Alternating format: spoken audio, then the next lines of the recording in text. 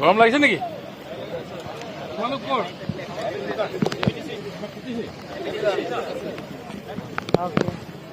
কেনেকুৱা ট্ৰেইনিং? খেলিব লাগিব কিন্তু চবটো দৌৰা লৰাই। ঠিকে আছে, বঢ়িয়া। ইয়াৰ পৰাই আমি মাজৰ পৰা উলিয়াব লাগিব। চবে ৰেডি হৈ থাকা খেলিবলৈ, যোনে যিটো গেম খেলে আৰু। ঠিক আছে ছাৰ, ভাল লাগিছে।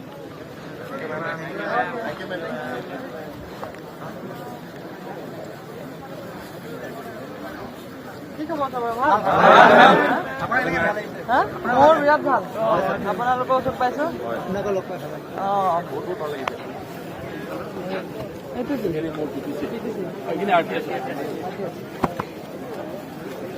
কেনেকুৱা খবৰ ভাল? মালিক কেনেকুৱা? ঠিকে না? বহুত ভাল। এনেকে কৰিব লাগিব, তেতিয়া ষ্ট্ৰং হৈ থাকিব হয়নে? আছো আছো, ভালে আছো।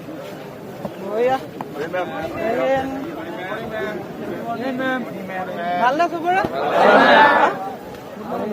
ক'ৰ পৰা আহিলা তোমাৰ চব?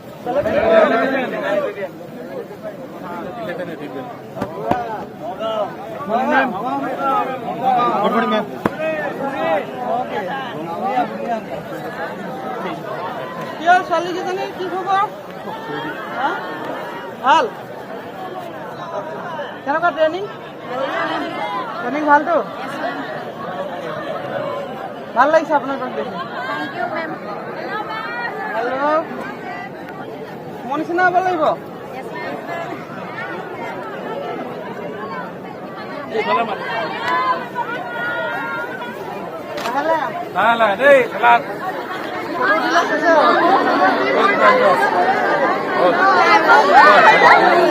আমাৰ উঠিম, চবৰ লগত উঠিম।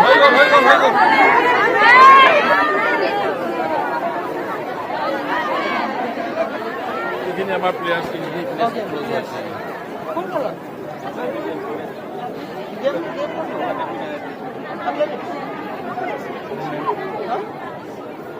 গোটেইকেইটা কি খবৰ?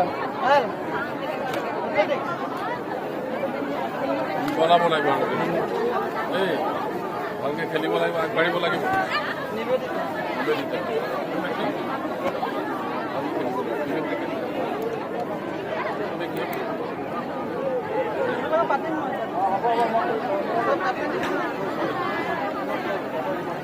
কি খবৰ ছোৱালী তোমালোকৰ?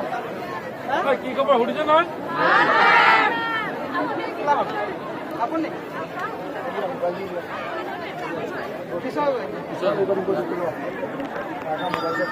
কেনেকুৱা ট্ৰেইনিং? ভাল?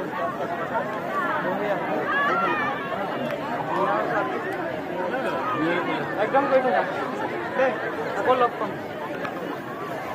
কি খবৰ আপোনালোকৰ? ভাল?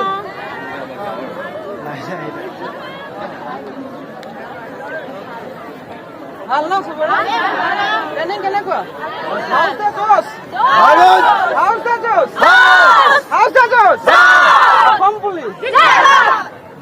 লাউডটো কম হৈছে, একো নাই। ৰ'দ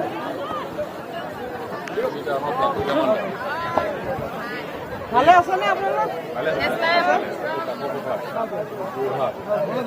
ধেমাজি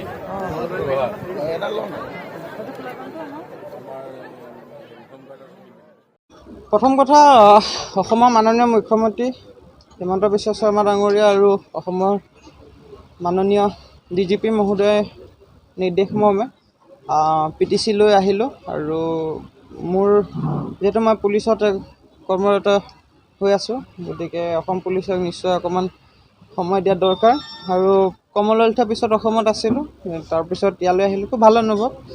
DGP ছাৰে এটা কথা কৈছে যে আমি এটা এথলেটিক্স টিম গঠন কৰিম, তুমি তাত গৈ লৈ পেলাই চাব লাগিব আৰু তাৰ পৰা টেলেণ্টটো কেনেকৈ কি কৰিব পাৰে সেইখিনি এবাৰ চাই দিব লাগিব।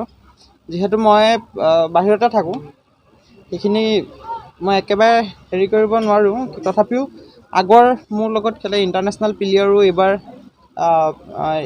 নতুনকৈ চাকৰিত জইন কৰা তেওঁলোকে পাইছে ইয়াতে।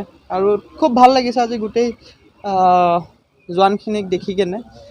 গতিকে আমি নিশ্চয় আশা কৰিব পাৰোঁ আগন্তুক দিনত আমি এটা অসম পুলিচৰ শক্তিশালী এথলেটিক্স টীম গঠন কৰিব পাৰিম।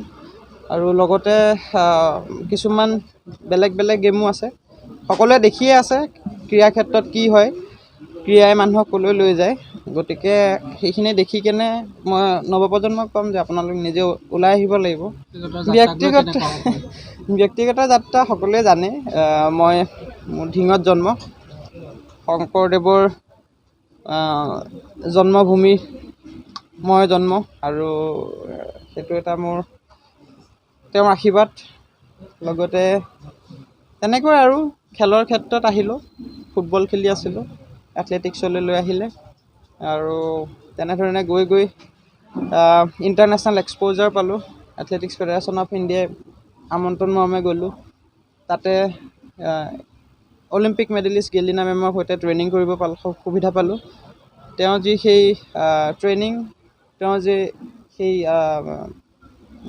যি শিকাইছিলে সেই শিকোৱাৰ মাধ্যমে গৈ কেনে ভাৰতৰ প্ৰথমগৰাকী মহিলা হিচাপে ট্ৰেক ইভেণ্টত 20 বছৰীয়া পৰিগণিত হ'লোঁ। আৰু লগতে এতিয়া চলাই আছোঁ ট্ৰেইনিং, আহিবলগীয়া গেমসমূহ যাতে ভাল কৰিব পাৰোঁ, আপোনালোকৰ আশীৰ্বাদ।